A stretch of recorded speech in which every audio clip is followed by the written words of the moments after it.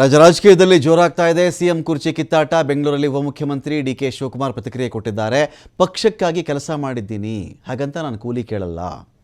ಉಪಮುಖ್ಯಮಂತ್ರಿಗಳು ಮುಖ್ಯಮಂತ್ರಿ ಆಗಿಬಿಡ್ತಾರೆ, ಮುಖ್ಯಮಂತ್ರಿ ಹುದ್ದೆಲಿರೋರು ಚೇಂಜ್ ಆಗಿಬಿಡ್ತಾರೆ. ಈ ಚರ್ಚೆಗಳು ಇವತ್ತು ನಿನ್ನೆಯದಲ್ಲ. ಇದೇ ವಿಚಾರಕ್ಕೆ ಸಂಬಂಧಪಟ್ಟಂತೆ ಡಿ ಕೆ ಶಿವಕುಮಾರ್ ಅವ್ರನ್ನ ನೀವೇನಾದರೂ ಕೂಲಿ ಕೇಳ್ತಾ ಇದ್ದೀರಾ? ಪಕ್ಷಕ್ಕೆ ಕೆಲಸ ಮಾಡಿದ ಮೇಲೆ ಕೂಲಿಯನ್ನಾಗಿ ಮುಖ್ಯಮಂತ್ರಿ ಹುದ್ದೆ ನೀವು ಕೇಳ್ತಾ ಇದ್ದೀರಾ ಅಂತ ಕೇಳಿದಾಗ, ಪಕ್ಷಕ್ಕಾಗಿ ಕೆಲಸ ಮಾಡಿರೋದು ನಿಜ, ಹಾಗಂತ ನಾನು ಕೂಲಿ ಕೇಳಲ್ಲ.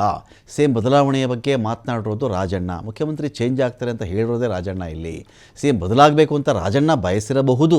ರಾಹುಲ್ ಗಾಂಧಿ ನನ್ನ ಕರೆದರೆ ದೆಹಲಿಗೆ ಹೋಗ್ತೀನಿ. ಶಾಸಕರು ದೆಹಲಿಗೆ ಹೋಗೋ ವಿಚಾರಕ್ಕೆ DCM ಅವರ ಪ್ರತಿಕ್ರಿಯೆ ಇದು. ಸಂಪುಟ ಪುನರಚನೆಯ ಬಗ್ಗೆ CM ಅವರೇ ಉತ್ತರವನ್ನು ಕೊಡಬೇಕು. CM ಬಳಿ ತೆರಳಿ ಶಾಸಕರೇ ಕೇಳಿಕೊಳ್ಳಿ ಅಂತ ಕೂಡ ಡಿ ಕೆ ಶಿವಕುಮಾರ್ ಒಂದು ಕಡೆ ಮಾತಾಡಿದ್ದಾರೆ. ನಾನು ಕೂಲಿ ಯಾರು ಕೇಳಿಲ್ಲ, ನಾನೇ ಕೂಲಿ ಕೇಳಲಿ.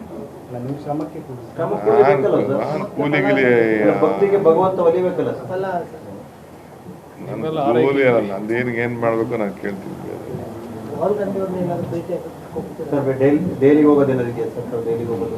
ಕರೆದಾಗ ಹೋಗ್ತೀನಿ, ಕರಿತೀನಿ ಅಂತ ಹೇಳಿದ್ದಾರೆ.